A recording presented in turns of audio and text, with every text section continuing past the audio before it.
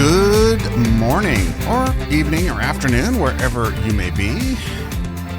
It is Monday, March the 9th, 2026. 11 days until spring is officially sprung, but it sure feels like it's sprung here right now. It's going to be 70 degrees today.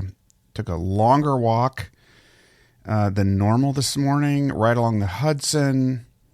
Looked out at Manhattan, and it was gorgeous, and it felt really good to have the sun in my eyes. And it is interesting. I've noticed that I don't need as much coffee.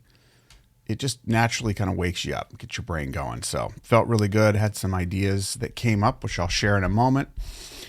Missed Friday, and candidly, Friday was a battle day. I had things to do, and I did them.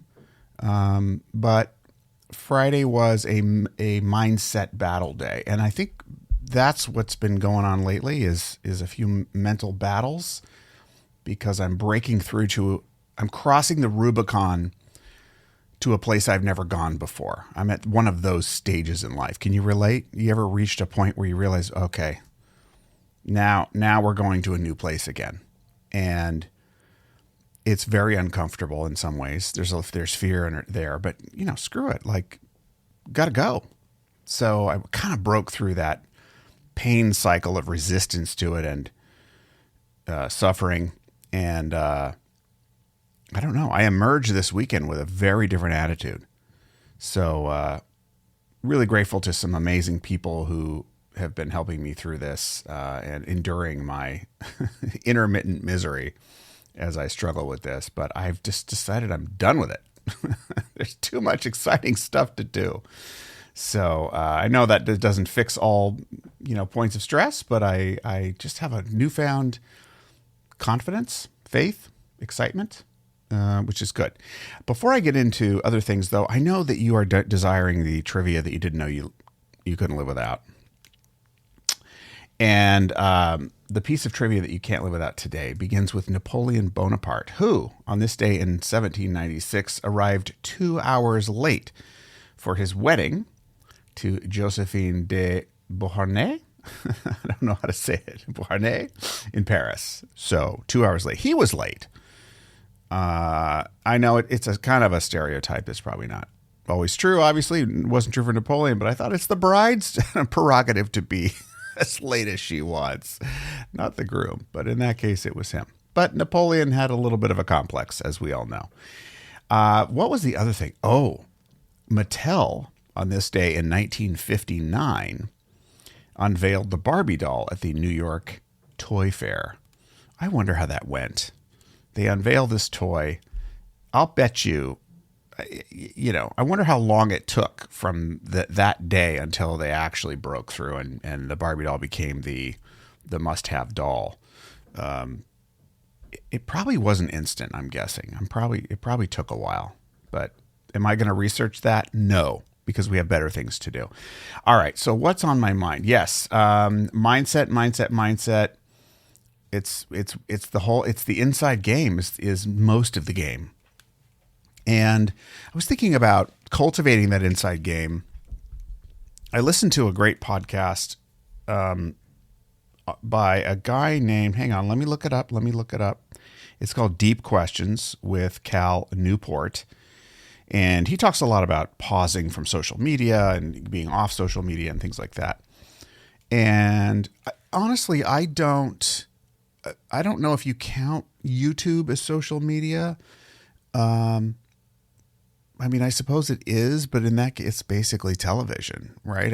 There's no difference between sitting in front of your TV watching YouTube and sitting in front of your TV watching anything else, except that you can flip around even more and kind of stimulate your brain even faster than, linear television, the way it used to be. So it's maybe more addictive, but I kind of put YouTube in another category. Now, I don't want to argue that point with myself here, but I would be more, I have more of an issue with, maybe watching a little too much YouTube because I'm so interested in all these different disparate things. I know I'm not alone in this.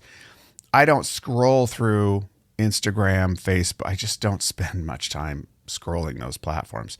I post the most on LinkedIn. I don't scroll that very much either.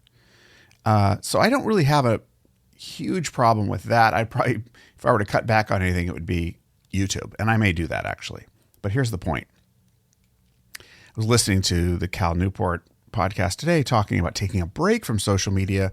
And his point was that taking a break allows you to see what's going on, to get a better picture of what's going on with you internally. How is it impacting your life? Do you really need it? What are the trade-offs if you quit for real? You might think that, if I'm off social media, my business can't grow. I can't do all these things. I might be disconnected. People won't know. And you may find out that that's true, or that it's not true, or that it's only partially true. So I think that's great. I don't relate to getting off of most of the platforms like TikTok and Instagram and Facebook because I just don't really care that much about those platforms. But what I thought about was why social media is so counter to growth. And it occurred to me this morning on my walk, and that is that social media is designed by very crafty psychologists and other people to keep you in its loop and doing what it wants you to do. Their monetary incentives, and I know this isn't news to anyone, but just walk with me here for a quick second. Their incentive is to get more engagement. We know what kinds of things get engagement with the squirrel brain, right? Sex, drugs, and rock and roll. So naked women, shocking statements, flashy stuff that gets you, outrageous stuff. And okay, big shock there. I mean, back in the 80s, there were ads for, self-improvement programs with bikini-clad women on Ferraris. It gets your attention. It's 1:00 in the morning. There's a bikini-clad woman on a Ferrari.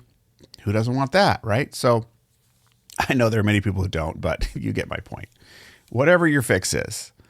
So social media is just basically playing on the same psychology, except that there's so much more of it that you have to be more constant, and it traps you in a loop. And what I realized was it's the ultimate codependent relationship. It's the same reason why you don't want to be in traditional codependent relationships with other human beings, because being tied to social media in terms of publishing and constantly feeding into the algorithm everyone talks about and no one understands, by the way, and it's always changing. I mean, it's like having a codependent relationship with the worst drug addict on the planet who you never know what their attitude is going to be like today.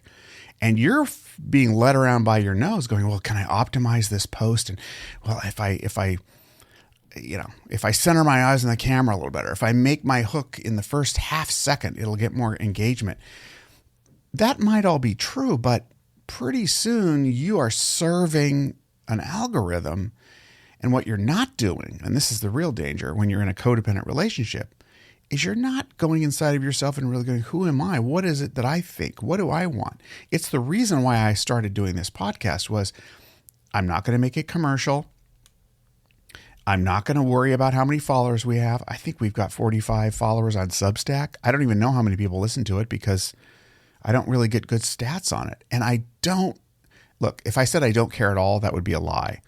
I do, I get a little hurt when I see one person drop off. We had 46 as of a couple weeks ago. And I haven't checked over the weekend, but the last time I checked, we had 45 on Substack. That's just Substack. So we have, we got like hundreds, if not thousands of downloads of this thing.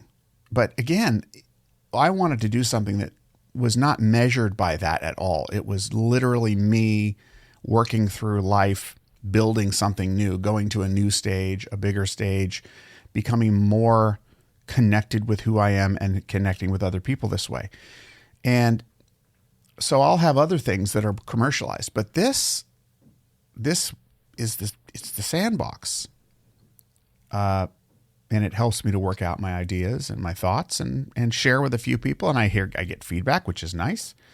And at the same time, I'm doing it mostly for me. And then it helps you.